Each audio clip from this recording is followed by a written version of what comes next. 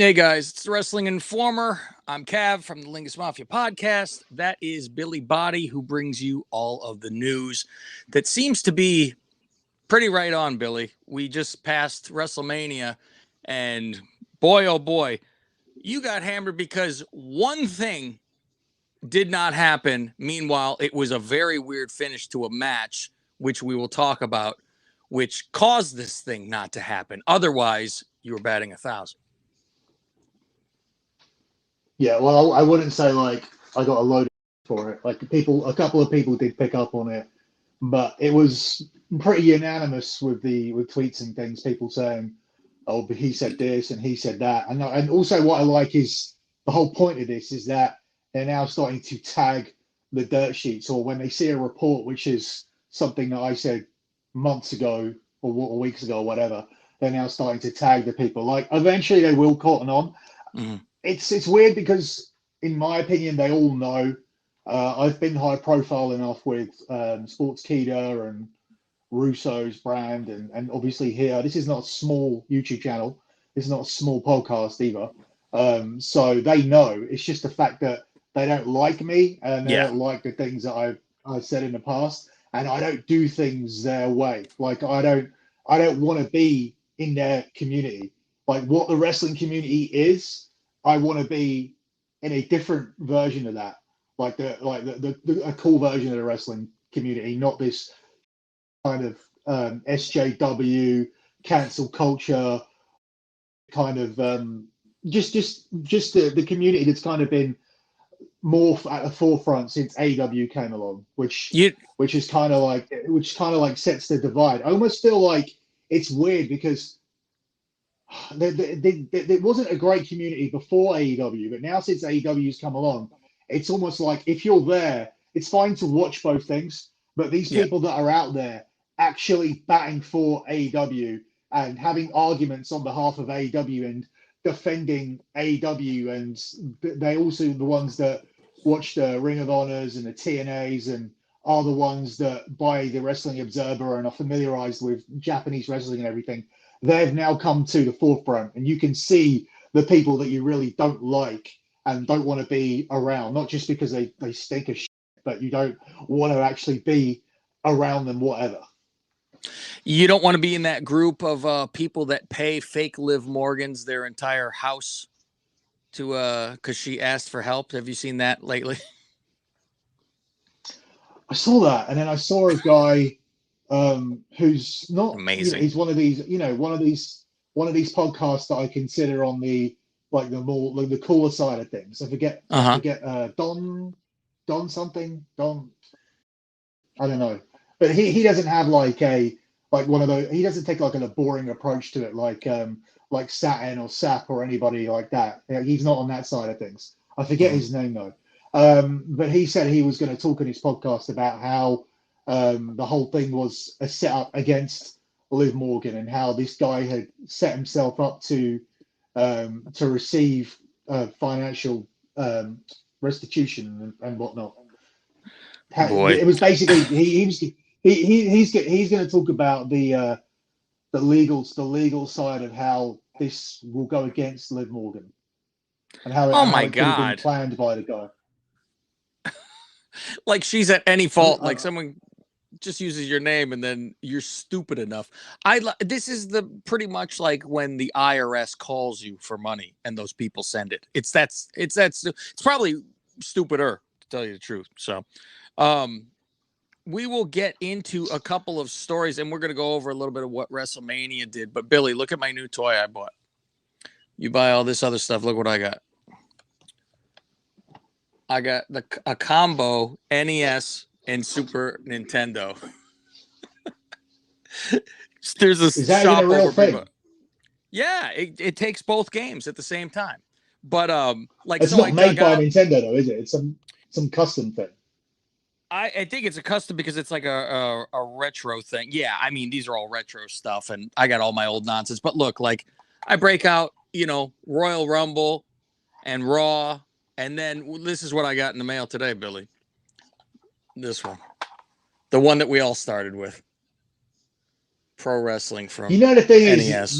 the thing is that I bought the arcade, that big arcade machine Yeah, I love that to game. play all That's like the old arcade WrestleFest. games in it. Hmm. It's WrestleFest, but it also has WrestleMania on it. It also has Royal Rumble on it. That's fantastic. It's got the WrestleFest casing. But yeah, I mean, once you start playing them now, the novelty like does wear off after about 15, 20 minutes. That's It the thing. really, I put in the pro wrestling game. I was like, boy, I suck. I couldn't do anything. I was getting my ass handed to me. So I was like, oh boy. And then I played Baseball Stars and I was horrible at that too. And I'm like, boy, I remember when I was good at this. But you get used to playing the new stuff. That's the problem, which I like a moron. I bought the new wrestling game. I have not bought the new wrestling game in years. And I bought You're it. talking I about go, the new WWE game. yeah. Yeah, and I wanted to get it Yeah. because it was the NWO thing and Razor just died. I said, oh, I'd like to play have the Razor thing on it. So I get this, and it's like you get it early, and it's like $100 for the entire package. I haven't had a match yet. I've barely like messed around there where it was like, okay, learn the controls, and that's all I've done because all I do is I play the sports games. So, all right. Do you want to talk about some of the stories? Yeah, I can't find this dude's tweet. This dude's tweet. Otherwise, I'll tell you what podcast it was. Because as I said, it's not one of those. It's not one of those ones that we hate. It's not the Wrestlingus show. I had a whole story about smart wrestling nerd. I did that whole thing. Told everybody the story about how he went through every one of my Twitter followers and blocked them. So just in case they decided to tweet to him. That takes a lot of effort, Billy. Takes a lot. Let's get into the news. I noticed they started to do this thing where over the last 6 months, where that guy Joe Negron goes on his show and goes, my sources tell me, and my sources say this, and my sources say that, and he's like, yeah, but like he's also like always defending Dave Meltzer under his thing. So basically, all he's done, he's decided to subscribe to the usual people's sites. He now gets the Observer and and Sean Ross Sapp's page, and he pretends that he has sources now on his podcast. It's insane, what? Because like he never had sources. Go on. You're a fan of that show. I used to like it years ago. Like years ago, I enjoyed it. I'd sit there, listen at work, and listen. And it is turned. I'm not a fan of this. But it is turned into where they go, and now they say the B word. They don't say, God forbid they say anything. And they're like very uptight about stuff like that. And you're like, you're blocking everybody. It's sad to me. So I was like, well, I'll tell you what try to get on. See if they accept you. I bet you they would shun you. I'll bet you anything they would shun you because you're such a horrible person. I don't like the show. Tell you what I like. Mm-hmm. I like if one guy's not on the show, I wouldn't listen to it. And that's the Larry guy. And the reason I like the show is because I can respect talent, and what he does is that he has to work within these parameters. Like these idiots, right? They think there's copyright for like music on a podcast, so they have all their own music, and then they say things like, oh, we won't mention this. This brand because they're not paying us, like they have like God, and then they say things like, and they go, oh, I better not show Nintendo. This sociopath that no one cares about when they're talking about all the celebrities that come on. So like they hate all like celebrities. They think it's unfair that celebrities or people that are known start podcasts and get more money than them when they've been around longer. Like, so this guy, they put effort constantly in. I think they put effort in like crazy. I mean, I can't believe when they were like, there's a smart whatever fan for everything in the world on their channel. Back when I listened, it was like, oh, we'll have this show, and I'm like, you can't have a normal job if you're watching every show. And it's not wrestling. It's like The Bachelor. They have everything. I'm like, so someone is sitting there taking notes, and they have all of the. I'm like, man, that's a lot of effort for. I hope they're getting a lot. It's a 3 hour a week show anyway for wrestling. But the thing is that the guy, the Joe guy is insufferable. So what the dynamic that I find interesting is how that Larry guy works with him and also makes me laugh like a lot during the show while he has to work under PG. Now, Yeah. we need to you know we need to we don't need to, but we're allowed to be as crude as we want, which means that there is no that there is no line that we can't cross to be comedic, right? So Yeah. if we want to say something funny and we need to be crude, or we need to throw in a or whatever in order They to just bleep it though. convey. Yeah, no, they won't bleep it. They just don't say it. The guy's like, Larry, did you just swear? Yeah. Like, and he goes, I'm gonna have to go back and edit that out. But like the thing is that he gets in these like underlying jokes, and the other guy's just like, Larry, come on, like, and all this. So they're very much. I don't know if this guy is that much of a square, but what they do is they have a good dynamic where he sneaks in all of these jokes underneath, and he's very like quick with what he says without crossing the line of having that profanity on there, or breaking these unwritten rules that this other idiot thinks that there is with podcasting. So yeah, I think that the way that he actually makes that listenable means that he's very good.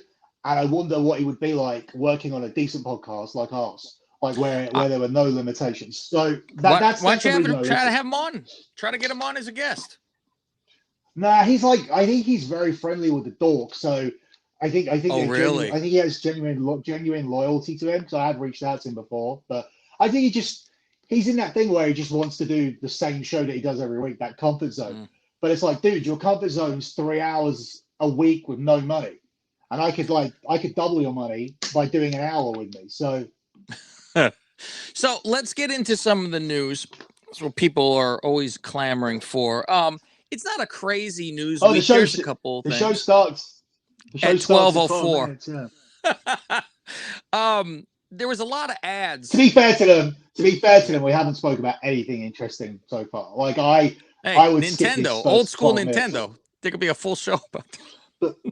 But we are just feeling our way back in. We're having that post-Mania syndrome. The weird thing is that I have to remember next year to take my post-Mania syndrome week off the week after Mania, because that Raw, the Raw after Mania, the Raw not the Raw the night after Mania, but the Raw the week after Mania, they completely lost all momentum. Like even they had advertised wasn't on the show.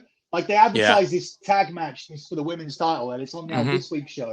And there was a bunch of other stuff as well that they didn't like have on. It was like Dominic a real, instead of Ray. come down. Yeah. Were people like sick? I don't know. I don't know. I think it was just a lot of late changing. Well, they mentioned Rhea was in protocol. That's all they said. They just said protocol. So I assume she was sick. But Ray being scheduled to go against Veer, and that doesn't happen. It's Dominic, and Ray's not even there. So I'm assuming he was sick too. But who the hell knows? You wanted to talk about the there was ads if you watched on Peacock during Mania and like the pre-show and all that kind of stuff. You want to talk about that? What was going on? Yeah, so like a lot of the stuff we've just done on Conan's show. I've been going to Conan's show and been doing it, so I haven't had a full break. We've just had a break from this show, so a lot of this is going to be rehash stuff. If you haven't watched Conan's show, it'll be new to you. If you have watched Conan's show, you guys are going to complain about it, obviously, because a lot of you just complain anyway. And then we're going to then finish up the rest of the show having our chance to talk about WrestleMania, because we haven't done it. And also, I'm going to introduce a star system of our own that I feel works better, because I just think Dave's ratings are becoming a joke now. And I still found it really odd how he's so heavily criticized, yet some of the same people that criticized him were there waiting for the ratings. We got sent the ratings the day they came out. Umar sent us all the ratings in the group chat. And I just feel that it's as soon as you gave 6 stars to something, or when you gave 5 stars to the show, like the hypocrisy of it, they gave a 5-star rating to that Jurassic Park versus Adam Cole's group.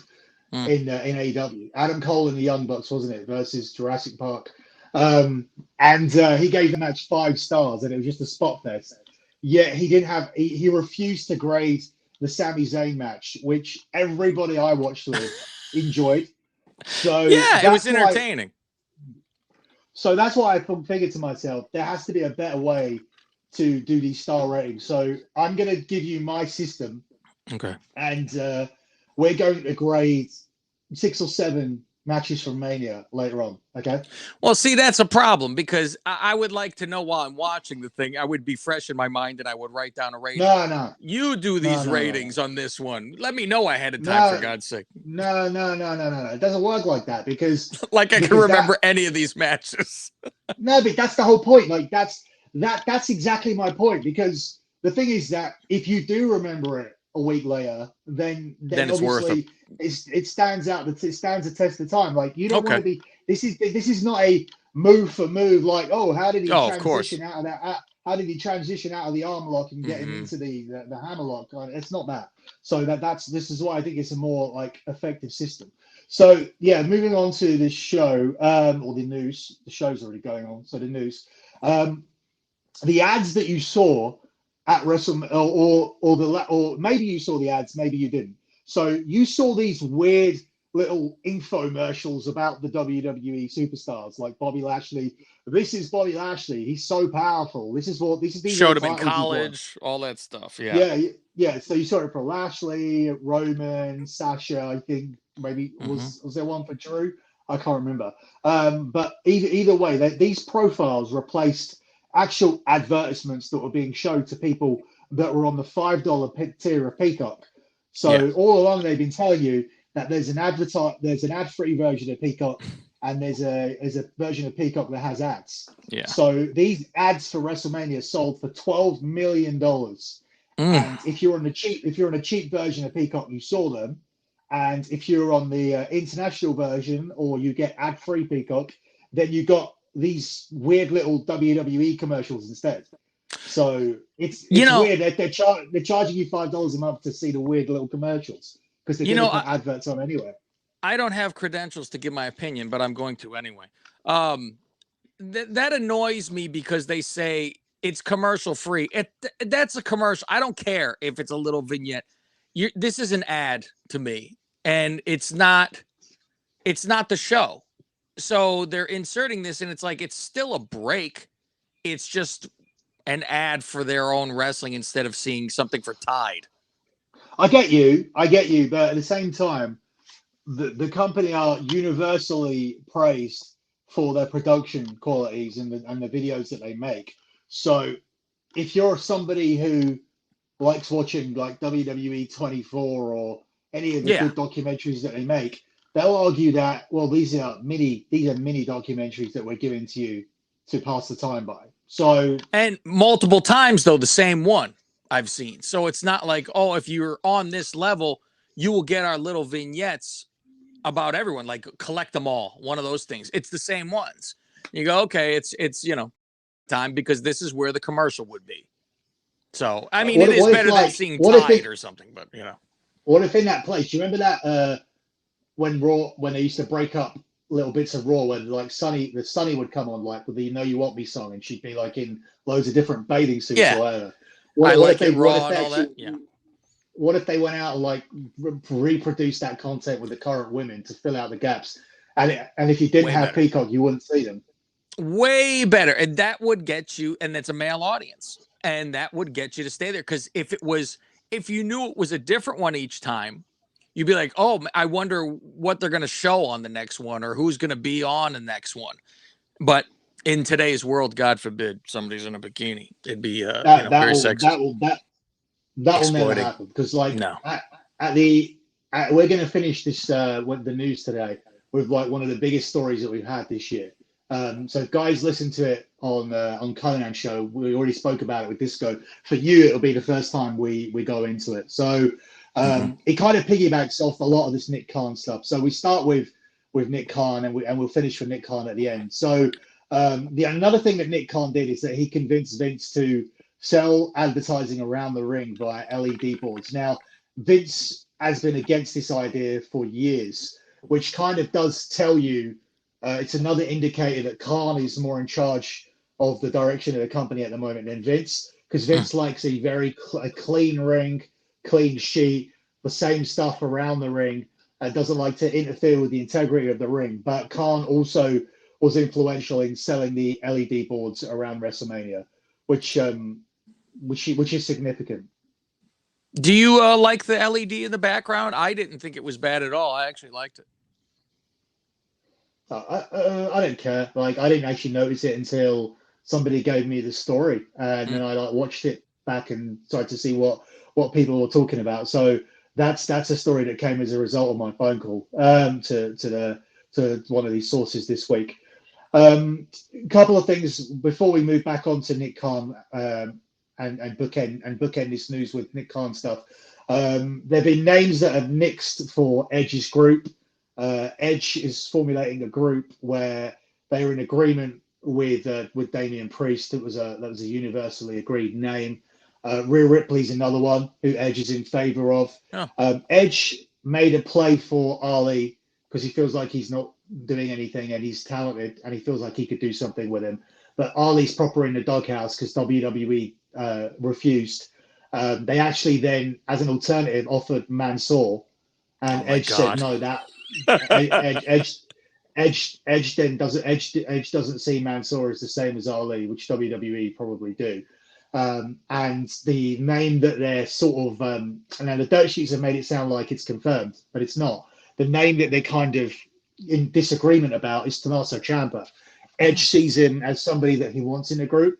WWE see him as being too old for the group, and they see this group as being Edge mentoring these new young people through, which kind of makes sense. Mm-hmm. But as we've sort of approached on the show before, Tommaso Ciampa isn't as old as he looks. So yeah, he looks way old. That's all. Yeah. So he was he's kind of been him and Ali have been the two kind of argumentative points, whereas Ali's a definitive no, and Tommaso Ciampa at the moment is very unknown whether he comes in or not. But it looks like Rhea Ripley is universally agreed, like Priest was. So we're still kind of banding names around and slowly building this thing. Whatever happened to Cut Day? There was supposed to be a Cut Day this week, right? Cut Day with releases. Yeah. I heard that there was supposed to be like people were speculating. Who do you think was going to go? Who do you think was going to go? I saw one picture from like a dark match from, I think it was SmackDown, where it was LA Knight was the manager of Mace. Yeah. And I was like, right away, I thought, oh, he didn't get Cole to do a manager job. So he just said, hey, LA Knight, you do what Cole was going to do with somebody. Is he, is this what he's going to be doing instead of actually having a match now? Well, LA Knight's skill is primarily talking. So, sure. I mean, it's not as upsetting to people because they regard Adam Cole as this big super talent, like this Shawn Michaels-esque talent, which he certainly is not. So yeah, I don't think it's going to rile up people the wrong way. And I also think that Adam Cole sees himself like that. But I mean, we can see now 3 to 4 months into AEW that Adam Cole, after losing those 2 matches to Hangman Page, where's he going to go from here? It's hard to argue that anyone is in a significantly better spot going over to AEW, be it Mox or Brian or anybody. So one thing I want to clear up as well before I get misquoted, Mox's contract is up, right? Mox's contract is coming up. But with AEW, there's an option to renew for an extra year at Tony Khan's discretion. Now, Cody Rhodes wanted to leave so badly, and the relationship was so fractured that the option was not taken with Cody Rhodes. That doesn't mean that it won't be taken with Mox. So if Mox wants to go and Tony Khan wants him to stay, unless Mox is like, I hate it here, and I really want to go to WWE badly, then the option will just get retaken. Like, it's not. I did not report that the deal was completely done. What I said to you is that the deal that they have is done, but it's in the control of Tony Khan to say, what happens with that fourth year, and everybody has that. So, for all we know, Mox could end up signing another 3-year deal. But I just feel that I don't think that the value is there for them, or for them to sign Moxley again for $5 million for another 3 years. I don't think he brings that back in for them.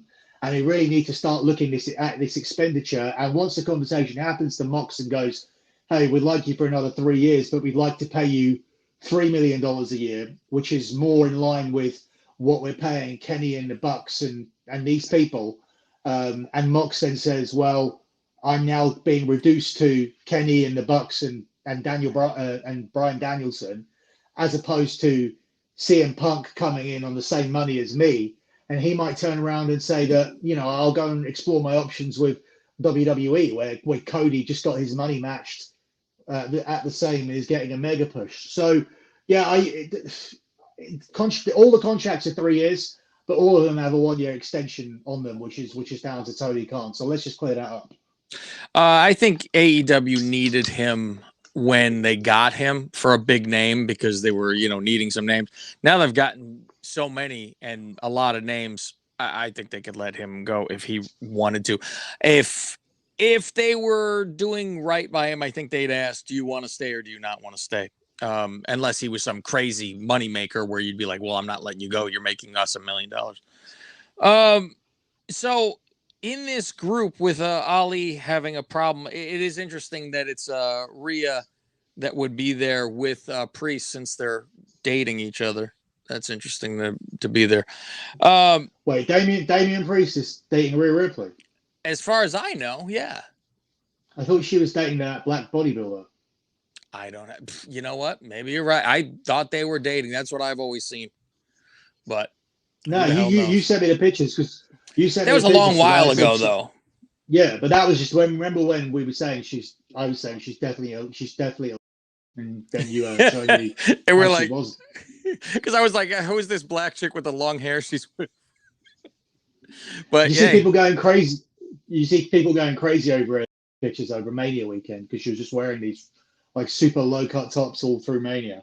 Well, I mean, they've fallen out tons on Raw. It was like every week they would be out, and they would be, the camera would be moving around. I caught it multiple times. So if when she doesn't have the black lipstick, she's not like bad looking girl at all. But they goth her out, unless you're into that kind of stuff. What's going on with Corbin? Hold on, what's this? So Baron Corbin is going to be taking some time off soon. He's having a baby, so I imagine that he loses his Madcap storyline and gets written off soon. It's like not a big story, but just keep your eyes open for it. Do you think they're going to change Madcap's attire at least and do? I mean, he still comes out to the same trash music and that double thumbs up yay stuff, and he's acting exactly the same. Don't you think they need to mix it up and get him a new outfit, get him a new, everything? What do you think they'll change his name to? Cat or Mad? He should just go back to Riddick Moss. I mean, it is. I'm saying what the hell is a theory? Like now, Austin Theory's theory. Like how can you be? And Fausti and he was the one who said, he goes, they're so lazy. They couldn't have had McMahon in the office with him and have him angry about Austin's name, going, I never want to hear that name Austin again. I don't care what you call yourself, but you're not using Austin. I hate that name, because he just got beat up by Stone Cold. He couldn't do that. And I mean, how easy is that to do instead of just no, nothing about it. Just your theory now. He could have been so angry at the name Austin, he refused to let him use the name Austin and use it as that way. But I can't have that opinion, though, as you know, Billy.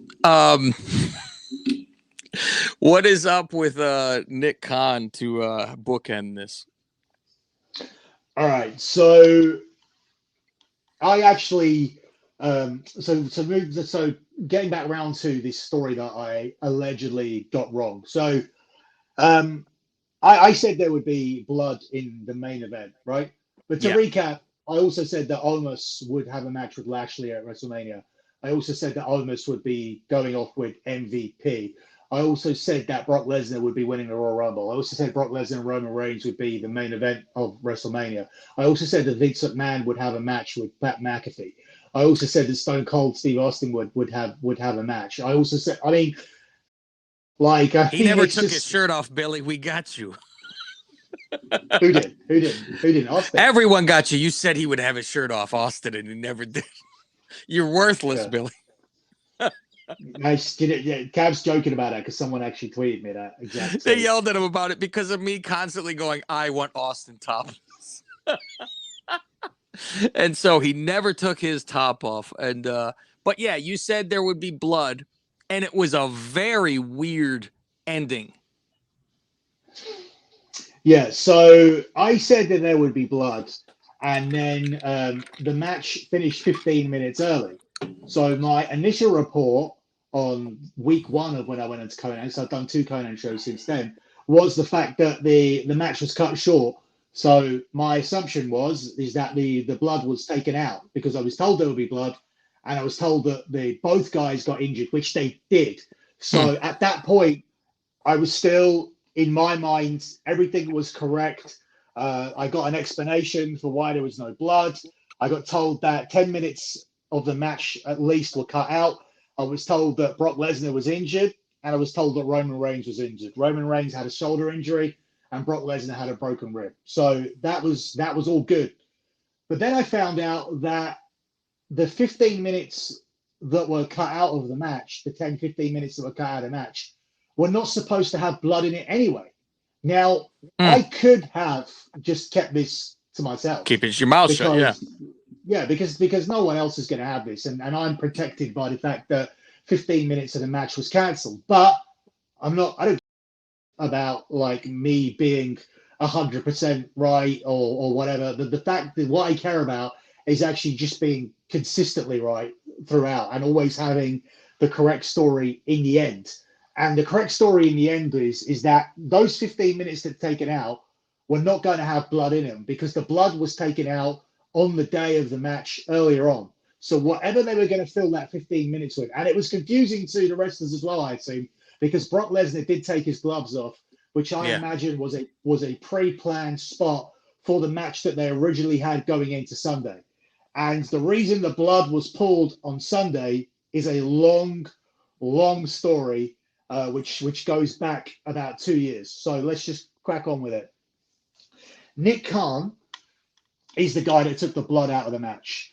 And the reason Nick Khan took the blood out of the match, or didn't take the blood out of the match, because he actually doesn't get involved in that side of the wrestling, in that side of the business, but it was suggested that we take the blood out of the match because he said, after all of the work that we've done, you're going to give these guys, these sponsors and these shareholders and this huge audience, this bloody visual over on your biggest weekend of the year. I don't think that this is a visual that we should be giving people on this show. And when he refers to the work that they have done, this is the work that they have done. Nick Khan was brought in to the WWE to sell, to action the sale of the WWE to the highest bidder. That's why Nick Khan was there. Now, that's not to say that WWE is for sale, but when WWE received a buyout offer under George Barrios, it was 12 times less than what WWE feel that they're worth based on their stock market evaluation. This is why WWE replaced Barrios with Nick Khan, because Nick Khan explained to the WWE, this is why you're seen as being worth 12 times less than what you're actually worth. And by the way, the bid came from NBC Universal, who are permanently interested in the WWE, which I'll talk about in a minute. But the reason why the bid was so low was everything that Nick Khan outlined, and this is why and how Nick Khan got the job. So Nick Khan explained to the WWE that you are still damaged by the deaths, by the steroids, by the general perception, and by the general lack of knowledge as to where your company fits in with advertisers. Are you an entertainment entity or are you a sport? Because sports are embarrassed to cover you and entertainment is embarrassed to cover you at the top end. So you're at the bottom of sports and you're at the bottom of entertainment. And that is why whatever you're worth will always be divided by 12 because of the reputation and the damage that you've done to your brand through deaths, steroids, general perception, and lack of knowledge as to where you sit. So it has been a 2 or 3 year cleanup operation for WWE to raise the price to coincide with what they are actually worth and trading at the stock market, in the stock market. So the reason why Universal are the number one suitor for WWE, NBC Universal, is simply down to this. Go take a walk around the Universal theme park and you'll see the problem that NBC Universal have. They don't own the Transformers. They don't own the Simpsons. They don't own anything at all. All they do is they license product from the likes of Marvel and from the likes of, all the Simpsons, Fox and all these other companies, and they put all of that into their theme park. Now, the main thing that they do own is the Minions, and that's why you see the Minions is the most prevalent visual around all of the NBC Universal products, right? So if they were to buy the WWE, they would own that. They would be able to put WWE everywhere. They would be able to build an entire WWE theme park and physical Hall of Fame. At the moment, we are too far off the valuation. There are talks at the moment for licensing deals for the third Universal Park. You know, there's going to be a third park to go with Universal Studios and Island of Adventure. I'm not including the water park here, which I think is called Volcano Bay, but there's going to be a third theme park. And at the moment, they're talking about a WWE ride, and they're talking about the possibility of a physical WWE Hall of Fame. But this is all going to be through licensing again, which is what NBC Universal want to move away from. They're tired of paying Marvel, and they're tired of paying Fox, and they're tired of paying, for Transformers and all of this stuff. They're tired of licensing everything. NBC Universal want to get into the ownership game, and they want to own the WWE, but they don't want to pay what the WWE think that they're worth. But the WWE obviously don't want to sell out for 1/12 of what the stock market says that they're worth. But as I said, this is why you're seeing the commercials being put out where they're in line with Cricket Wireless and things like that. This is why you're seeing the WWE allowing Netflix to advertise films on their TV show. This is why you're seeing Logan Paul, Bad Bunny, and all of these things. And this is why you're seeing blood taken out, where you could say, hey, look, it's great. Like, it's great for your wrestling fans and whatnot. But after all this work, do we want people looking at this and going, oh, look, there you go, that's wrestling. That's what wrestling is. Look at these two guys bleeding. So this is so far away from what we talked about at the top of the show, where you fill those gaps with Sonny in a bathing suit, and you film these different little, these little sexy little videos to fill the time. That's never going to happen again, because this company is for sale, and this company is cleaning itself up, and this company is trying to fit in as much as they can with being very highbrow entertainment and being totally accepted by sports on the sports side. And we can see the evidence of that through everything that they've done, from how they've presented themselves with Fox, from how they send people over to Fox Sports and all the stuff that they've done. Weird and unique partnerships that we've not seen over the last 2-3 years, where WWE have tried to present themselves as a sport, while at the same time trying to present themselves as much as on the entertainment side as they can, whereas completely taking themselves away from wrestling. Well, professional wrestling is not something that they're interested in. At one point, I was horrified about them selling it, and I did not want them to sell it. Now, I don't really care if they sell it or not. Which side are you on with that? I have no idea. I mean, I think if they sell it, I mean, it can't get any worse. I think I'd rather That's them what I was sell just it going to say. It's going to get worse. because they're already watered down for the sale. Now, when the new owner comes in, they're not looking to sell again. Like, so they can then find the line where it's like, okay, this is okay. Like, this is fine here. Like I think that a part of the problem is Vince McMahon himself and Vince McMahon's reputation. And Vince McMahon was the one who was involved in the sex scandal, the steroid scandal, the argument with Bob Costas, the failure of the XFL. Vince McMahon is tied to all this. Once the WWE is owned by NBC Universal, if it is, then suddenly all of that goes away, and they're owned by a bigger company. And suddenly you have license to do what you want, and also you can change the creative of that company. You can bring in these 20, 30 something writers that don't have their ideas, that are more in touch with, modern day society, and all the types of, we see these young producers like yield out binge content on Netflix on a weekly basis, right? Mm-hmm. And everybody's watching it. Like, I don't think it can hurt WWE to benefit from the ideas of these like fresh thinkers that are able to put binge-worthy content on other streaming platforms on a weekly basis. I don't think it hurts WWE to have those minds not having their ideas shot down by an old man. I don't think that hurts at all.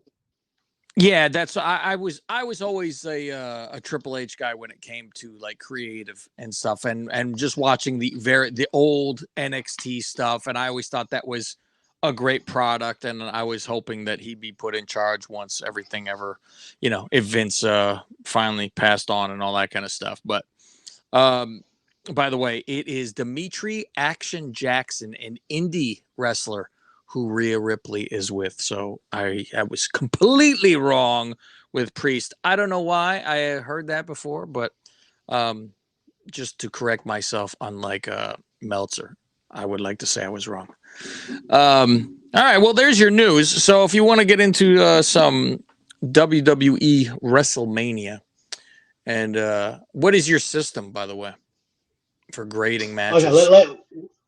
Okay, so let's have a look at this system that I came up with. Tell me what you think. We don't have so now to everyone could turn this off because they got their news, and if that's all they're here for, we don't have to hear. Oh, and then they kept talking. So there you go.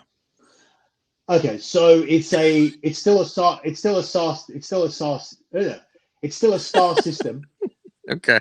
But it's a 50 point system. So if you end up with 40, a score of like 44, we'll round that up to 4.5 stars. If you get 42, we'll round that down to 4 stars. If you get 47, we'll round that up to round that down to 4.5 stars. You get 48, we'll make that 5 stars. You get what I mean? Yeah. Yep. All right. Okay. So the system is this, and these are the 5 principles that I think are most important with a match. I'm going to give 10 points for the build up to the match, because if I don't care about the match before it starts, I think that hurts the match. I'm going to give 10 points for the bell to bell.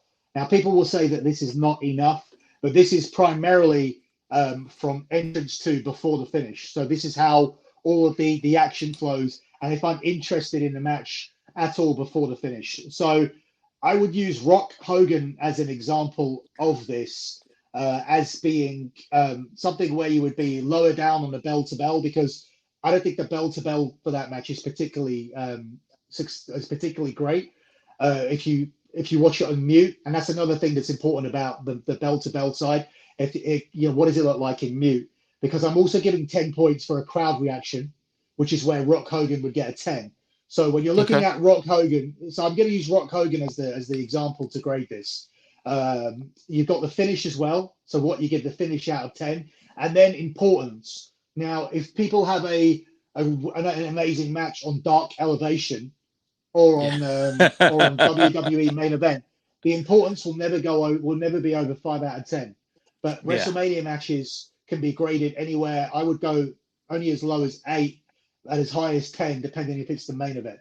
So let's use the Rock Hogan WrestleMania 18 matches as an example. I would give that 8 out of 10 for the build. Started 10 out of 10 because you had the Rock Hogan confrontation. But then you had Rock off. Then you had Rock off TV for 4 weeks to sell the injuries, and then he comes back and makes his return on the Go Home show, and he gets pinned by Hulk Hogan on SmackDown in a 2 versus 3 match where it's the NWO versus Steve Austin and Hulk and The Rock. So I didn't like that part of it. I thought it lost points there. So I give the build up 8. The bell to bell, like if you watch it on mute, it's not very good. So I gave it a 5. But I gave the crowd response. I gave the crowd response a 10. So for those of you scoring, that's 23 so far. The finish was what it was. It was obviously you had him kick out of the leg drop. So are you going each one of these? Are you judging the 50-point scale though? Like between 1 and 50 for each thing? No, it's out of 10. Okay, and then it goes up to 50. I got you. Okay. Yeah. All right. So I think the crowd reaction was a 10. I thought the finish was an 8. And I think the importance is a 9. Should have gone on last, but it didn't. So it ends up being a 9. So I give this one. So I've got 9, 10, 19 plus 8 plus 8. What's that? 19. You're at 8 plus 5 plus 10 plus 8 plus 9. 35. 40? I got 40, yeah. Yeah. So that match is a 40. So that match just totally evens out at 4 stars. Which is how that's pretty good. Which I think is about right. Yeah. Yeah, you know what? That's a pretty good system. That's a good system. And see, that's the thing about now. I wish I had this in hand for when Mania was going on, because then I'd be able to judge all those things correctly. That's for sure. Because like you said, the forgetfulness that's going to weigh in big time. Like if we want to do what do we do? Okay, let's do Zayn and Knoxville. No. Let's go in order. Let's handpick the matches that I want to do. So I'm going to skip the Usos and Nakamura and Rick Boogs because of the injury. Yeah. Drew versus Corbin, I don't think is going to be a high one. I think I give special mention to like Logan Paul's performance. And one thing I want to point out is if people like Bad Bunny and Logan Paul keep coming in and doing this, it makes wrestling look really easy. So I'd be really careful about this now, because I think, as much as I know it's not because I've done it, but like I think the credit needs to go to Bad Bunny and Logan Paul. But if for the outsider looking in, it is making wrestling look like it's really easy to do. So the first match I want to look at is Bianca Belair versus Becky Lynch. Let's grade this match. Okay. All right. So first of all, let's look at the build-up. I thought that this was the best built match of WrestleMania going in with everything that he did. And by modern day standards, I felt that it was. I thought it was much stronger than the Ronda Charlotte match. But still, we're going by modern day standards. So if you look at the build-ups of other matches in the past, I would say Randy Orton Triple H had a 10 out of 10 build-up at WrestleMania 25 that they couldn't even live up to, which is sometimes can be the problem. This definitely wasn't that. So I give the build-up an 8. You know what's funny is I was like, when it came to the build-up until the haircut stuff. The haircut stuff sent it over the edge for me. And I'll go with 9. I won't go. I would have gave a 10, but I'll go with a 9. Because I was, who cares, up until they cut the hair. Okay. So next up, we've got the actual match, the bell to bell. This is not the finish. You could talk about the match and the finish collectively if you want, and give them 2 separate scores. I mean, because it's kind of like we are giving 20 points to the match at all. We're just giving a higher emphasis to the finish here. I thought, for me, it was the best match of the night, other than probably the Cody match. I think it was the best match in terms of, obviously, it had more at stake than the Cody match because that was just a return. But it did have the botchy spots in it. I felt that they covered them up pretty well. I think the bell to bell was an 8 for me. A lot of that. I almost would want to give it higher because of Becky's being what it was Completely the out. whole match. So I enjoyed that a lot. And then the way they transitioned into the finish, it's a pretty standard finish. It wasn't too creative, but they didn't botch it, which was good. Remind me the finish, how they went to the finish. They went to the finish. They went through a KOD, but they transitioned into it really well. Like she caught her in the KOD, and it wasn't like, I'm going for the KOD. Yeah, it's out of nowhere type of KOD. Yeah, no, okay. No. I had the same thing with the bell to bell. I thought they know how to work. They know what they're doing. I gave that an 8 too, just like you did. And the finish with the like you're just saying, with where it's not okay, I'm going for the finish, and here we go with it. Also the kick in the face, we get that too, where she blew her eyeball off. Yeah, that was fun too. So finish is an 8 for me. Crowd, next up, I thought they were really into it. I was almost surprised that the Cody thing was next, because I felt like the New Day match was deliberately supposed to be before the Ronda match, to kind of break it up after this Becky match and this Cody match. But I felt like the crowd were really like into this match, and they were into the reactions of people, of Becky not being able to win the match and the frustration that she had. I thought she sold it really well. The thing is that you obviously have to compare it to other crowds, and I always feel like the open air, the open air stadium thing kind of always takes it away. So I don't think you're ever going to see a 10 ever again for a stadium match. But I think this was pretty good, so I'm going to give it an 8. I gave the crowd 9. Like you said, they were way into it. And it's like the half and half, where people cheer for Becky, people cheer for Bianca. So it was even the whole time. Like, it wasn't quiet when one girl was winning over the other one. You still had cheers both ways. Yeah. For importance, I think if this was obviously all WrestleMania main events, I think automatically are graded as a 10, and sometimes you do get 10s, in the middle of the card. I think Shawn Taker was that. I think earlier on we spoke about Rock Hogan.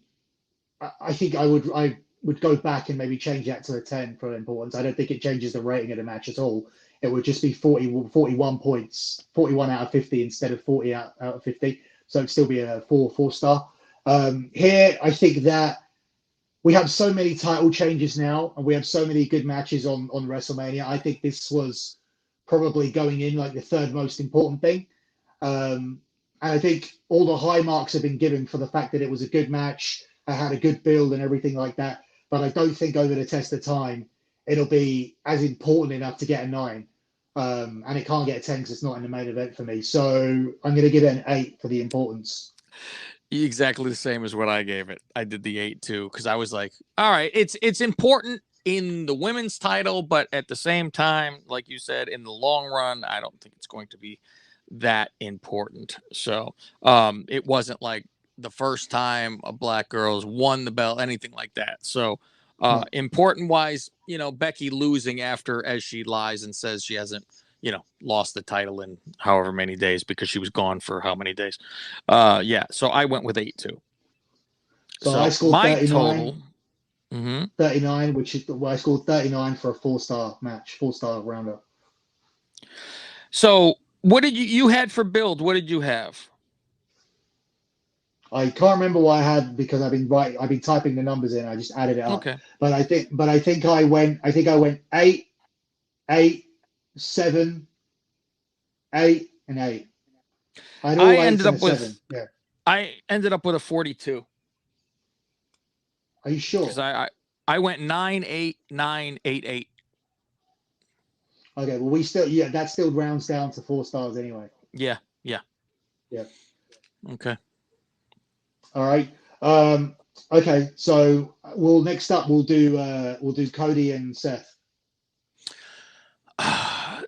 God, this is the build thing to me here is very interesting because it was a one-sided build, so it wasn't a build for against each other. That's where I'm thrown off a little bit here.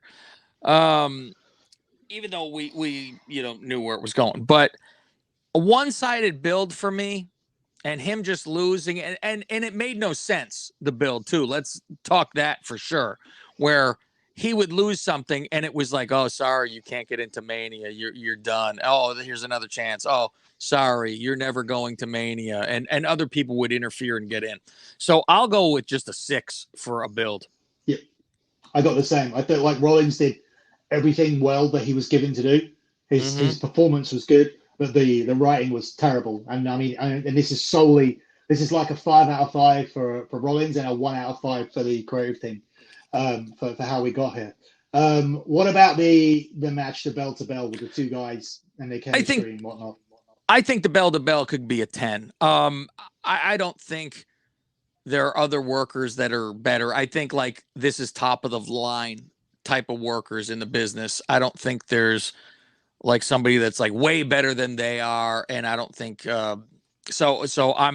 I think it was as good a match as they could really have. So I went with a 10. Yeah, I went with a I went with a 9. Just simply because I just feel like I feel like with these I feel like there was parts of it where they're still coming off the other match, so they really had to start quite slow, which was a come down from Cody coming out, and I feel like they may have lost the crowd for 4 or 5 minutes. So I gave it a 9. With the finish, I did like that. You can't win. Sometimes you can't win in wrestling. I don't feel that a crossroads should be kicked out on somebody's debut, but then that adds to the match. It adds to the bell to bell. It adds to the finish. And then at the same time, we got the 3 crossroads, the dusty elbow, and then the crossroads again. So I thought the finish was good. So I'm going to give the finish a 9. The only way I would have preferred it is if we had something transitioning out of Rollins' finisher or whatever. But yeah, I feel like this was a good way to say I'm back. So yeah, I think the finish was a 9. I'm right there with you because I went with an 8. You could talk me into a 9. It was, there's nothing spectacular or crazy about it. The kickouts and stuff like that. I understand where you're coming from, so I just went with an 8 with that. That's for the crowd reaction. Though. Yeah, go ahead. Yeah, well, the crowd reaction is first. Yeah. Okay. I felt like they got an insane reaction to the to Cody coming out. As I said, they did partially lose the crowd temporarily. If Rock Hogan is your 10, and that may be one of the only 10s in a stadium show, I feel like this is short of that. So I think I'm going to give it an 8, simply just because I feel like Bianca and Becky held people longer in the middle of the match, but this had the massive reaction at the start that brings it back up. So I'm going to give it an 8. I could be talked into a 9, but I'll give it an 8. Crowd reaction, I gave a 10, just because and I was shocked by it, to tell you the truth, because they went crazy for Cody coming out, and they did, but the sustain. If you're looking at barometers, the sustained barometer of a 10 is Hogan Rock, right?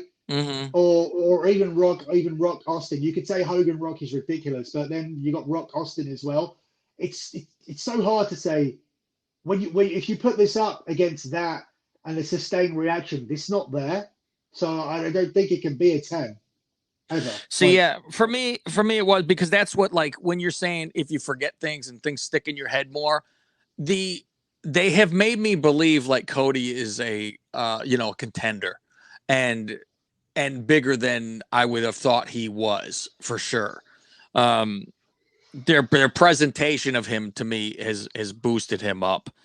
So like they always say, WWE knows how to make stars. So that's my opinion on that. What do you have for importance? Because this is where mine to bed.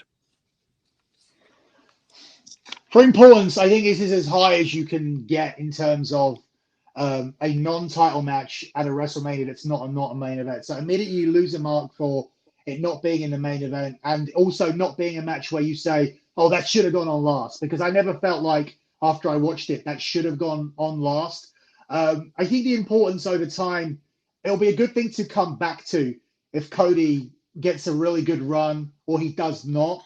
But I think at the moment, I'm willing to hold it off here as at an 8, maybe even a 7. I think an 8 at the moment, because at the moment we're pushing Cody a lot, and he had a big crowd reaction. And I didn't give the crowd reaction a 10 because I felt like they lost something, but I'm allowing a little bit of that crowd reaction to weigh into my evaluation of the importance, which is why I'm going to bring the importance up to an 8. See, my importance went way down because in my head it was, so is this match important either way? If he were to have lost by nonsense or won, I don't think it has any importance. And I was like, maybe I'm being nice giving it a 5 for importance. In my head, it's just not an important match. When I designed the scale, I don't think anything on pay-per-view should be under 5. I think I've left anything under 5. I think would be very low rated, like television matches. I think even a main event, a Raw or whatever, should never be lower than a 6. So yeah, I think anything on Mania has to be 6 and above, and yeah, I think that if we use that as kind of a scale to go from. So what do you like? It almost has to be explained more, I think, importance to you, like what that means. Because if you then go look at Drew and Corbin match, does that have any importance at all? Like, that has none to me. What's important about that? Okay, like, it wasn't important that one won. It was like, who cares? Who cares? I think immediately the thing is at WrestleMania is, if you go back to King Kong Bundy squashing the midgets, right? Yeah. It's a mid-card match on a WrestleMania, but it sticks. It sticks like everything on that card sticks, and it sticks like the tournament matches at WrestleMania 4 stick. Some of those matches are really like Ted DiBiase beating Hacksaw Jim Duggan in the first round, but I know it happens. So I think immediately, like, the importance of the brand carries everything up. I think it obviously, if you have a really, really good match at WrestleMania, the importance of it rises immediately, even if sometimes it wasn't booked to be that way. There isn't a lot of examples of matches that weren't important that over delivered, because you just don't get the time, and you just don't get the license to do what you want to do at WrestleMania. I think if I look back, I think Shane and Vince McMahon surprised me. I think that I don't know if like the TLC match was supposed to be that good and have as many memories again. I don't know. It should almost be, instead of maybe importance, like a memory sticker. Is this a memory sticker to you? Because like, even when you go, okay, if there was a storyline behind it, then the importance should be automatically at something. But if it's just, hey, we're putting you against you and you have zero story, then it's like a 0 importance. However, if you're doing it by but that's the thing. But if you look at Hogan Andre, like the importance is a 10 before they touch it. Yeah. Like you automatically have that mark put in. And I think I go as far to say the build for that match is a 10 anyway, because the surprise of Andre turning and breaking and ripping off that cross and everything it all kind of sticks in. So you have a 10 build and a 10 importance and almost a 10 crowd immediately. So suddenly you have a match that Meltzer probably gave a single star to, coming up because bell to bell's a 1. Yeah, coming up to nearly 4 stars for us if we grade it. So meanwhile, I tease and say bell to bell is a 1 for Hogan and Andre, right? However, you were still like into it, watching it, and it wasn't like, oh, this is a boring match or anything, because I mean, the body slam right off the bat got you popped because Hogan almost loses, stuff like that. So, I mean, when you watch it back now and we've been spoiled, you go, God, this is horrific. But like I was saying too, like if it's a jobber match, right, and you have nobodies versus somebodies, those are never going to be remembered unless then goofy things happen, like when Triple H did his pedigree and that guy went straight up, straight down. You remember that. Yeah. You're going to remember that forever. And it's like, does that go into importance? Because it's something you're going to remember forever. I just think as a guideline, nothing at WrestleMania should be under a 5. But it does. That's not to say a television match. It's not to say Shelton Benjamin versus Shawn Michaels from 2005 shouldn't be considered more important than anything that ever happened at WrestleMania. That's not what I'm saying. But I'm just saying that you're on the WrestleMania card. You have anticipation. You now have a lifetime. Every match on that show has a lifetime legacy, whether it be big or small. So I think that, I would tread carefully about giving out 3s and 4s for these matches, especially for this one, because obviously this is a big return. It's important as well. Like this is the 4th or 5th most important match of the weekend. So yeah, for me, I think 7-8 is about right. Okay.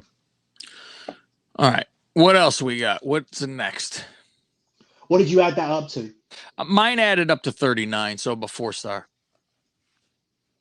Okay. What was mine? Do you remember? No. I think I have it at 40. I was going to say yours is probably right there because I went way high on the crowd, and even bell to bell, and then it just dropped off for me with the importance thing, and your importance was higher than mine was. So, actually, no, I haven't. I've got 30. I've got a 39 as well, because I started with a 6 for the build. Okay. And then we both did. And then I had all 8s, and then I had 9 for the match, bringing it up, which is 39. Okay. Yep. Is that? Wait, hold on. Sorry. 24 plus 50. Yeah, 39. So yeah, I've got that as a 4-star again. Okay. So we'll skip Charlotte Ronda, and this is an interesting one. We'll go to Steve Austin and Kevin Owens, because this will really test the system as to how this works. Yeah. God, this is, for me, this build thing is kind of like the Seth build a little bit, because there was only Austin just doing his one little promo about he's coming there, and but it was Owens doing for months, that he hates Texas. I thought this was better. I thought it was better than the Seth one marginally. I thought that Owens did a good job because at least he had a clear direction, even though it was a little bit like generic with the Texas thing. Felt I'm gonna dock it a point though, because I didn't like the way Seth was like, oh, I'll have a talk show, and then Owens had to have a match to have a talk show, because that was stupid. So yeah. So yeah, I'm going to take it down to a 7. I still think it was better than Seth and Cody, but that took it from an 8 to a 7. Yeah, but exactly the same as I do with the 7. Mm-hmm. So bell to bell. Now this is a different type of bell to bell. This is a brawl.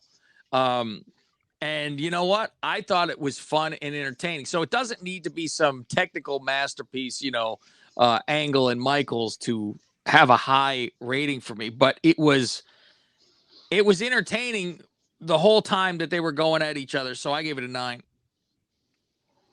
Oh, no. For bell to bell, with them just brawling and beating the shit out of each other the whole entire place, it wasn't entertaining for you? No, I didn't. I mean, it's a brawl. It's not a match. No, it was entertaining to me, but I think this is the difference where, okay, so I'm not entirely a fan of like the Young Bucks and Kenny Omega and Adam Cole and all the stuff and how they're being booked and whatnot. But this is where your Shawn Michaels matches and the Adam Cole matches and all that stuff, this is where they have to get their marks. There has to be one part of this where Meltzer and that fan base is appeased for the bell to bell.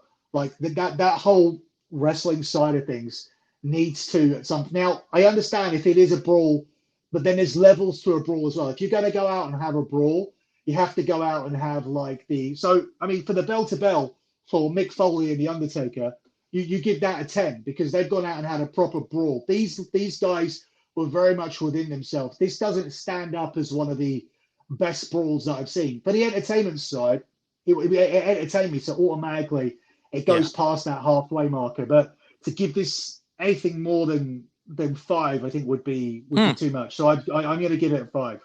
Okay. Where do we jump to next? The finish or the crowd? Crowd. The finish. So we go to finish next. Okay. Finish, I only get with a 6 because it was, stunner, and there wasn't anything, crazy about this that you were not expecting. It was let me just change. I'll change my mark. I'm going to go 6 and 6, 6 match, 6 finish. I think that's about right to give 2 6s for both. So that puts me on 20 so far. Crowd were totally into it. As I said, it's very rarely that I'm going to give out 10s because we have Rock Hogan, and we have Austin Rock. But this is as close to a 10 as we're going to get in the modern era. So I'm going to give it 9.5. Just very, very shy of those other 2. I gave it a 10. Crowd goes wild for Austin. We haven't seen Austin in ages, getting in the ring and getting the anticipation. Everybody was fired up to see him. And when it's a brawl match like that, it's just nonstop. There's not some rest holds or anything like that. So other than him just chugging beer to get some breath to him. So I went with 10 on that one. Importance. I think you're probably on this with me too. Go ahead for importance. It's a main event of WrestleMania.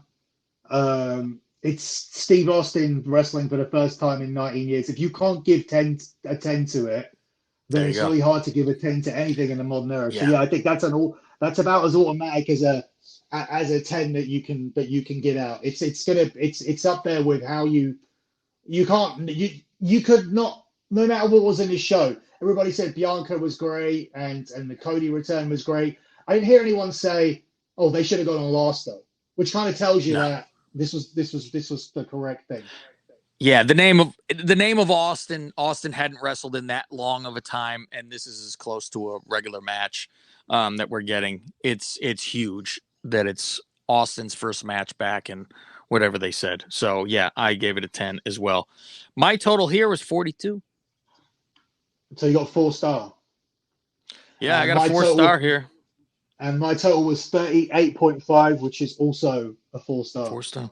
So, I mean, if you want to cut it down to, pieces, it was 4.2 and yours was a 3.8 if you want to get very technical.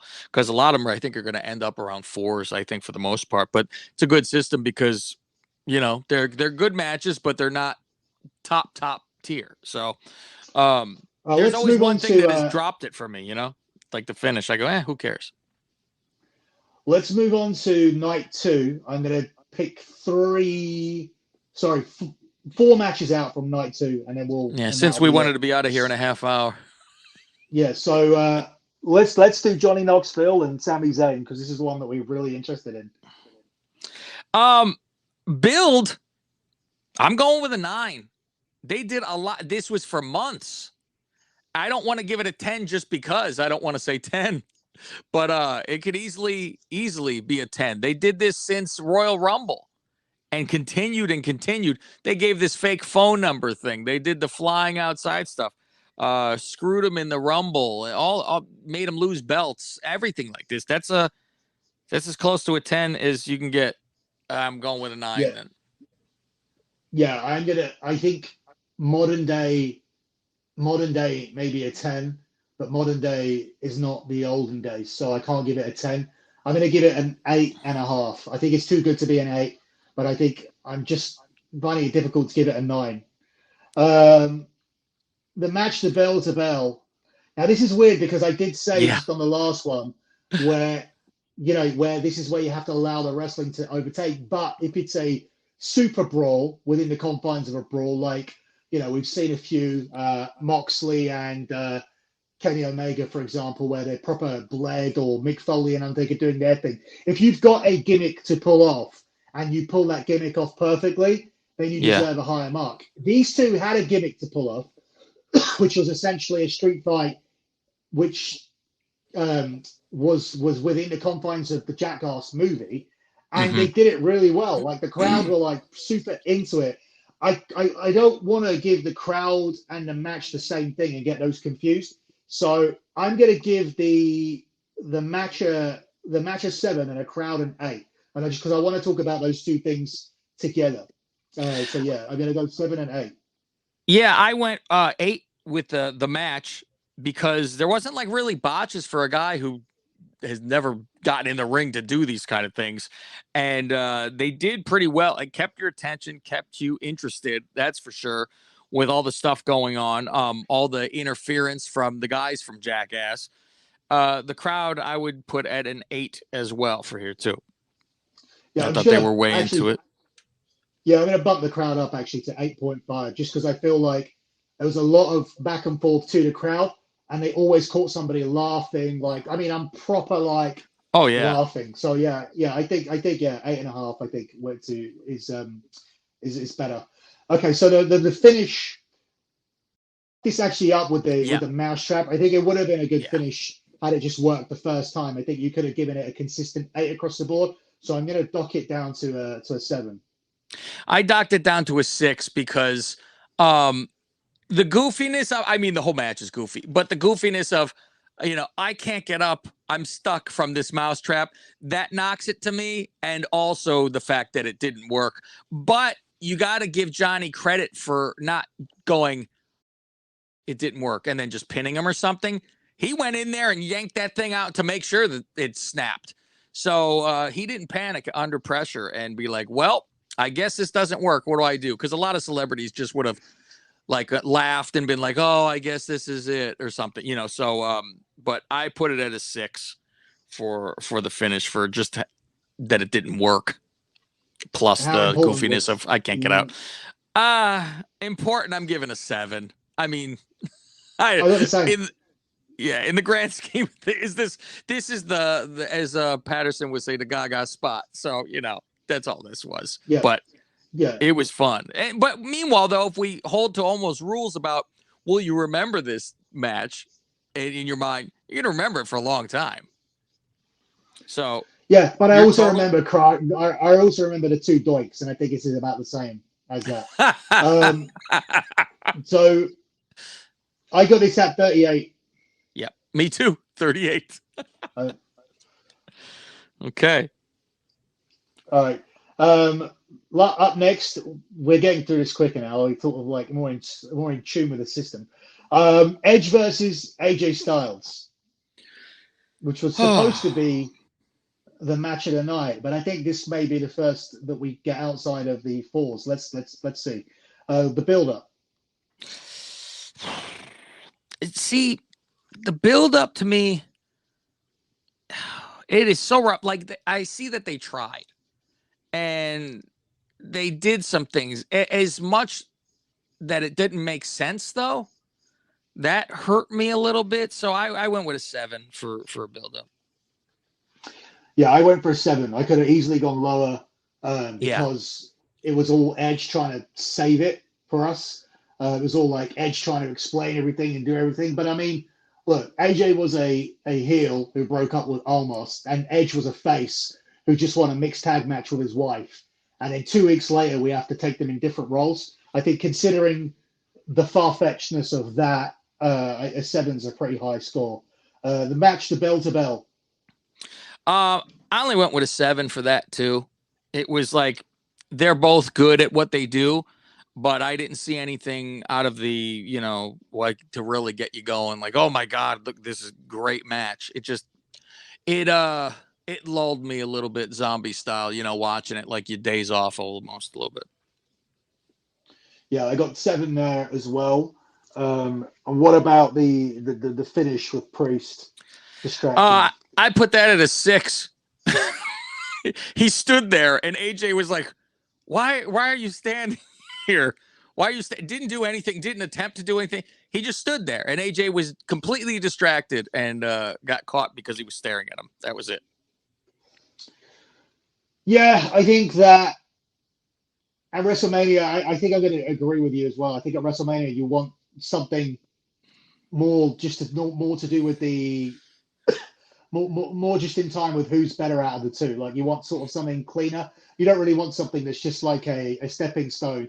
WrestleMania is not really a stepping stone for where the story goes next. It's normally like definitive, whereas this was, I feel this could have been the first a clean Edge AJ match. They didn't even have to turn Edge. They could have started all that afterwards. They could have actually had AJ win, and then Edge could have turned because Freaked he out. lost. Because freaked out. But they went straight into it like they wanted to have Edge as a heel straight away. I think this would have been much better if it had just been one match, and then you could get a lot more out of it. So I agree with it being a 6, and I'm going to give a 6 to the crowd as well. I didn't feel that they were as into it as I expected.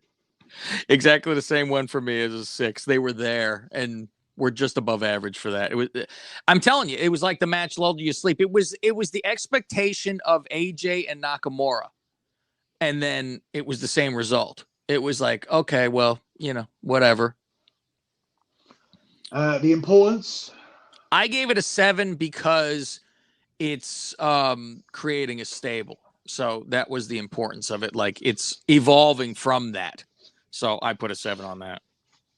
I gave it a 7 too because it's Edge versus AJ first match coming in, first match between the two. We got the same exact score. It was a prominent match on the card. So yeah, I got 33. Yep, same exact thing. Wow. And that rounds up to 3.5 stars. I could have easily given the importance of 6. That could have been a 3-star match. But it's 3.5 stars. And I agree with that. I knew that before we started that match that wouldn't hold up to the others. Next one is Pat McAfee and Austin Theory. Oh, okay. Pat McAfee and Austin Theory. The build for this I thought was very good. It went for quite a while, and it didn't make sense. A lot of it where, he's chasing down Austin Theory and Vince is pissed off because he's, how dare you hit the guy when he just attacked him. That was kind of goofy. So I go with an 8. I'm going to go 7.5 just because I didn't like the bit where he's like, oh, I'll give you the match on the radio show. And then suddenly, like Vince is against him by the end of the build. It was like, well, how did we get here? You gave him the match in the first place. So it was a whole like, ha ha ha, Vince gave you the match because he hates you. But it was like he just fit on his show. He's completely fine with each other. So I thought there's always a lot of there's always things to overcome in terms of errors, and that was one of them. The match itself, the bell to bell, I gave it an 8. I gave it a 7. I thought it was fine. Okay. Yeah, I mean, as much as you can do with a guy who's not like a full-time wrestler. So 7. You could convince me an 8 or maybe 7.5, but yeah, I put a 7. Okay, the finish, which I think we can include where they went with that in terms of Vince, Austin, into Vince, that kind of stuff. Yeah, into Vince, into Austin. I put a 9 for that because it was Vince getting back in the ring. I mean, that was as ugly as it was with Vince, doing a clothesline, and it was horrific. But it's a 70-year-old some man who's the owner of the company getting in the ring for the first time in a very long time, and very unless you'd listen to the show, very unexpected, and 0 people expected it to happen other than this guy over there that way. I'm going to go 8.5 because I think that had it been executed properly, it could have been as high as a 9.5. But there's a lot of poor stuff. Vince couldn't really go. He beat him by kicking him with a football. I mean, obviously, even this is high because even the McAfee finish is like a small package, and then you get Vince for the football. Austin comes out, that's great, but Vince botches the stunner. So I think 8.5 is pretty generous here for this. The crowd reaction to it, I think they had them. I'm going to give it an extra mark for the way they had them from the 7 Nation Army entrance from the very start. I feel like they had them from the very beginning, and the crowd were way into it from that point. Mm-hmm. So I think this takes it from a good crowd would probably be a 7, and I think this was just a touch above. I can't give it a 9, so I give it 8.5 because it was just a bit above the Bianca match for me. I gave it an 8. I thought they were hot too, especially like McAfee came out with that big deal when he came out and everything, and the crowd was way into it, and the crowd really hated Theory and wanted McAfee to beat his ass. So they were alive. I gave them an 8. Importance is really hard because Vince wrestles, but inevitably Theory acts like he didn't lose to him, and McAfee goes back to the commentary table, and Austin goes away. So I think it's got that WrestleMania moment stuff to it, which brings it up. But at the same time, it's all over now. So I'm going to give it a 7.5. I could have gone to a 9, and I could have gone to a 6. So I'm going to go in between. I'm going to go 7.5. It's interesting you say that, because I went with a 9 because all that weighed in for me was Vince had a match at the end of this. And like we were saying, as old as he is and being the owner, and he has not done this, and it was very, very much a surprise unless you were on inside stuff. So I think it was very shocking to people, and it was like, oh my God, he's really getting in there. As ugly, like we says it was.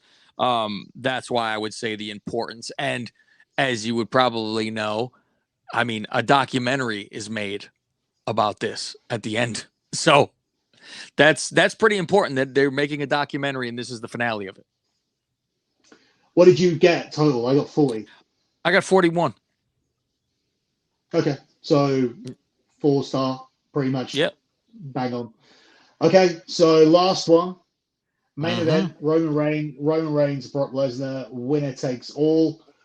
Straight off the bat, I got 2 10s here. Number 1, because of the build-up, they just built this from the very start. So, like, this has been built from around about October time.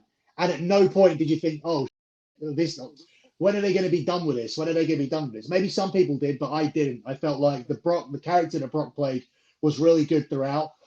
And the importance is 10 because they told you it's the biggest WrestleMania match of all time. Whether you believe it or not, it was still the main event of night 2, where it's a unification bout. Now, this may be one of those matches we go back to it in 2 years' time, where we take it down to a 9 because there's 2 belts again. But at the moment, I'm starting out with 2 10s for build and importance. I have the exact same thing you did. The build has been forever, and then the importance, but it's been good it's too. Unification. Yeah, it's just been, and it has been the main thing that we've watched for. Also, you're tuning in to see that because it is main event quality people. So, okay, we got that. The bell to bell. Now, in a individual aspect, if you look at this as an individual match, okay, so if we're going to give 10 to the build has to factor into the match. And within the confines of the build, there was a phrase of like blood for blood and whatnot, and they didn't deliver on it. Now, if you look at this as an individual match and you don't look at the build, you can go as high as a 9 because the chemistry and everything that they've done was fine. But the fact is that they under-delivered on what they built, and you can't do that in a match.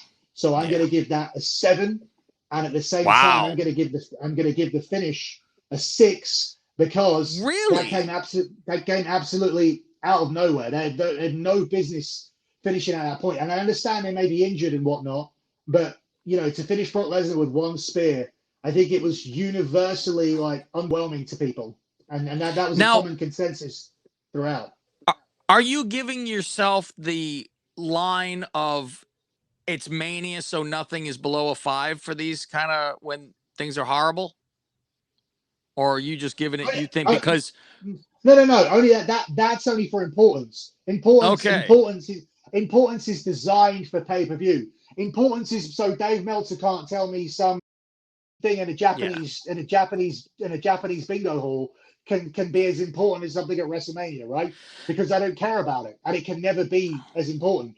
Now, this has already got its marks for importance. So if you're going to give it the 10s for the build-up and the 10s for the importance, you then need to deliver that with a match which is brutal and compelling and a finish that where one of these guys is dead, where it's like, oh my god, they fought to the death. They did neither of those things. So that's why I've gone 7 and 6. Well, because I put it way lower. Like bell to bell for me was a 5. And right, okay. the finish for me was a 1. So I was like, because I was like, all this stuff happens, right? Where it's F5s or suplexes, whatever. And like they do the same, just talk about 5 moves of doom, right? And then I know they had to deal with this because of the injury stuff, but it was out of, not to be RKO'd, but out of nowhere. He spears him and it's over. I go, that's the finish? I thought it was a horrible finish. I was like, what the F happened? That's how bad I thought this finish was. I was like, so this was the go home. I just, okay, spear. After all those different, he was spearing them and all these different things didn't matter. But then he speared him one more time. And it was. Let me take mine down 1. I'm going to go down to 5. I'm going to keep the match at 7 because I think that's generous. Because I feel like, as I said, I'm trying to look at this from I'm trying to give it its individual due. It's a fine match, but it doesn't correspond to the build. So I think I've penalized it enough. But yeah, finish. I don't think there's any excuse for that. I think a 6 is too much. Yeah, I'm going to go down to a 5. Okay, and the crowd, I have a crowd at a 7 because they were up for I think they expected more, so they never had a chance to really come down, but they weren't like going crazy. They were decent, and the match was so quickly done, they didn't have a chance to go, all right, I'm bored with this a little bit. So I only have that at a 7. Yeah, I agree. Like the crowd, I think was at a 7 as well. It's weird because I'm actually going to give the crowd, a 7's fine. Actually, I could go lower with the crowd too because I feel that they didn't have, because they were pissed after it was done. Yeah, and they didn't have those WrestleMania entrances, which I was surprised about. But these two guys had very plain entrances considering the build and considering what some other people got over the week. So, yeah, I mean, I think compared to other crowds that Brock and, because before, like these two guys have had a match at WrestleMania 34 where the crowd could have been like a 1 or a 2. Yeah. So, like, it's way, way up from that. You know what? I'm going to go 6.5 because I do feel I think they were disappointed with it. I think they're euphoric from the build. So they were expecting a lot more. So they were way more into it than I think they normally would be if it was just, okay, this is a regular thing. My total for here is 33. I got a 38.5. So this is where we're the one match where we're different. This is the one difference, I could easily come down to a 3.5 star. I'm happier to call this 3.5 and go with yours than mine because 3.5 feels right and 4 doesn't. Yeah. So there's sometimes. Four seems a bit high. I mean, if you're calling these other matches 4s, this one doesn't. I mean, it's build and importance. It's mostly build when you come down to it. So yeah, that's the only one that we're really different on. Yeah, I think I went a little high on the match because I really feel that the build and importance have already got the marks for what they did there, and the match needs to correspond to the build and importance. And having a fine match is fine for other people, but I don't think it corresponds to the build and the importance. Yeah, I think if I took a mark down there, then it would be 37.5, where I could round up or round down. It becomes my choice at that point, and I would definitely go 3.5. I could be convinced to move up a little bit for bell to bell from what was going on, even though, like I said, it's the same moves over and over. But the one I can't budge on, which I think I would make you drop lower, is that finish. After I explained it to you by saying I dropped to a 5. Yeah, but you want me to go? Yeah, I know. There's a couple things I told you. You were like, that's true, because I'm like, that was a finish. That was a real. I'm like, after all that Mania, I go, that's the end of it. Okay, that's how. I think there is one side of it where it's like, oh my God, he hit the spear after he just had he almost with his injured arm, he still hit the spear. But it's like, yeah, that's great, but you're the heel. Like that's Goldberg. If Goldberg did it, you'd say, oh my God, he's a It's beast, an animal. but like Yeah. we're building the heel up for the miracle finish. So it's weird. Yeah. And what's funny to me is that they went home with this because Brock's not going to stop from a broken rib. This guy is an absolute animal. Tell me he's going to be like, yeah, let's go home. My rib's broken. I think it'd be stuck in his lung. I don't think he'd stop. No. Yeah. So that's the scoring that's system. The system. I think every pay-per-view we'll do our scoring system. Yeah, I think it's important that you put the 4 stars there, but I think it's also important to have the 38.5 or the 41, or just to see, just so we have an alignment of, you can put things in order instead. Yeah, I like Even it. if you go like 4.1 stars or whatever, it's fine.